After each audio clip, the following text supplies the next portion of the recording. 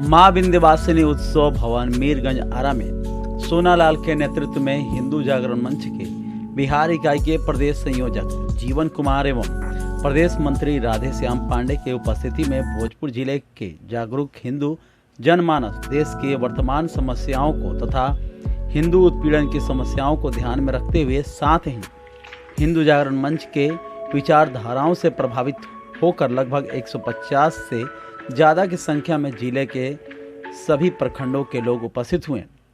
इस बैठक का महत्वपूर्ण पक्ष यह है कि अधिकतर लोग विश्व हिंदू परिषद व बजरंग दल के अधिकारी एवं सक्रिय कार्यकर्ता रहे।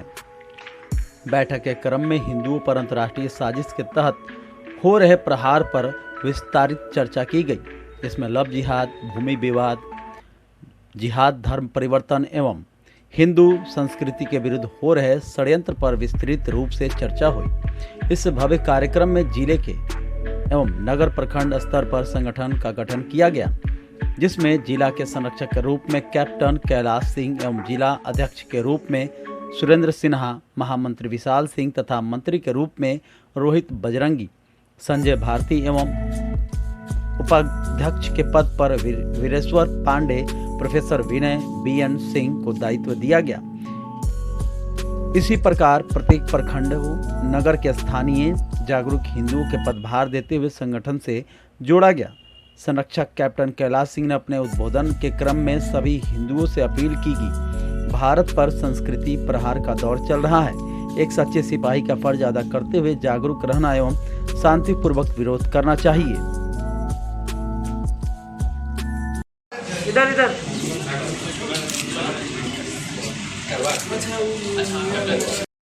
संजय भारती जी से आग्रह है कि आप सोनालाल जी को सम्मानित करें।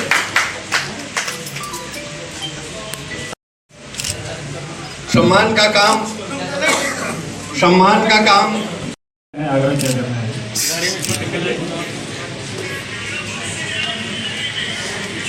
धन्यवाद।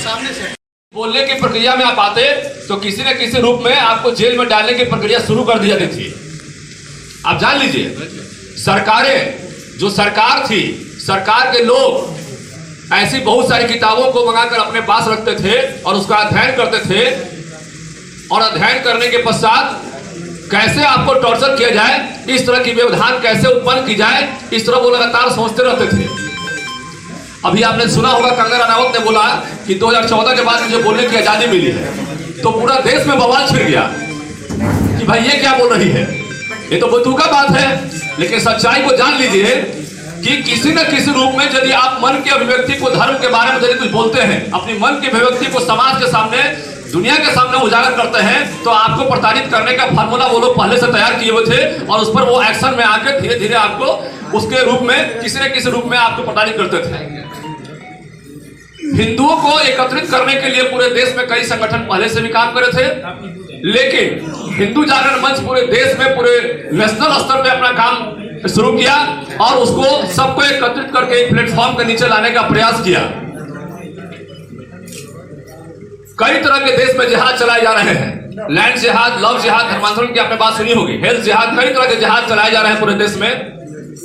और सबके पीछे मानसिकता यह है कि आपको कैसे कमजोर किया जाए। हिंदू धर्म को कमजोर करके देश को तोड़ने का काम, देश को तोड़ने की साजिश लगातार पूरे देश में चल रही है और ये पहले से भी चल रही थी। लेकिन इस साजिश को खत्म करने के लिए हमारा मंच, हमारी संस्था आगे आई और लगातार इस पर काम कर रही है। हिंदुस्तान में धर्मांतरण का काम आप लगातार सुन रहे होंगे, तो धर्मांतरण को रोकने के लिए कई स्टेट में हिमाचल ने एक्शन लिया, यूपी ने एक्शन लिया और कई स्टेट ने एक्शन लिया और धर्मांतरण को रोकने का कार्य किया। आपको याद होगा वीर सावरकर के बारे में, हमारे बहुत सारे यहाँ पर मित्र इंडिपेंडेंस के बारे में, द फर्स्ट इंडिपेंडेंस के बारे में किताब लिखा था 1857 के बारे में। 1857 का विद्रोह जो हुआ था देश में, तो उसमें बताया गया था उनके द्वारा कि हमारा देश को आजादी दिलाने के लिए वीर सावरकर ने जो किताब लिखा, आपको, हमको लगता है कि जितने भी यहाँ लोग हैं उसके बारे में जानकारी होगी पहले से। तो वीर सावरकर की किताब में लिखा है कि देश को आजाद करवाने के लिए पहला किताब जो है द इंडिपेंडेंस है। लेकिन उसको जो है, जो इंडिपेंडेंस की वो जो किताब लिखी गई, फर्स्ट किताब जो है, हमारे कैप्टन साहब हैं यहाँ पर बैठे हुए हैं, आदरणीय है, हमारे गार्जियन के रूप में है, तो उनको कई तरह की प्रताड़नाएं दी गई वहां पर, और उसी टाइप की प्रताड़ना देश की आजादी के बाद भी इस तरह किताब लिखने में दी गई। इस 1947 में जब हमारा देश आजाद हुआ तब भी हमें बोलने की आजादी नहीं थी, और ऐसे लोग यहाँ विद्यमान थे जो इस तरह किताब लिखने पर बैन लगाया करते थे, और यदि बैन नहीं लगा सके तो किसी न किसी रूप में उनको प्रताड़ित करने का काम करते थे, ताकि आपको किसी न किसी रूप में विभक्त किया जा सके, तोड़ा जा सके। हम हमेशा जो है विश्व गुरु बनने की बात करते हैं। क्यों करते हैं? क्योंकि हमारा देश, हमारा एक समय ऐसा था कि जब हम विश्व गुरु थे, लेकिन धीरे धीरे कालखंड ऐसा बीते गया कि हम अपने आप को विभक्त दिखे। आज हमारा भारत जो है एक छोटा सा पार्ट में दिखाई पड़ रहा है, और फिर से हम उसी सपने को लेकर आगे बढ़ने की काम कर रहे हैं, और फिर से हम विश्व गुरु बनने का काम कर रहे हैं। तो तभी हम बन सकते हैं जो अपने धर्म और संस्कृति को बचा सके। अभी हाईकोर्ट ने, इलाहाबाद का हाईकोर्ट में आपने देखा होगा, उनका स्टेटमेंट आता है खतरा है, और हिंदुस्तान के 9 स्टेट में आप अल्पसंख्यक हो चुके हैं। अल्पसंख्यक का दर्जा आपको प्राप्त नहीं है। अल्पसंख्यक का दर्जा जैन को है, मुस्लिम समाज को है, अन्य लोगों को है, लेकिन आपको प्राप्त नहीं है।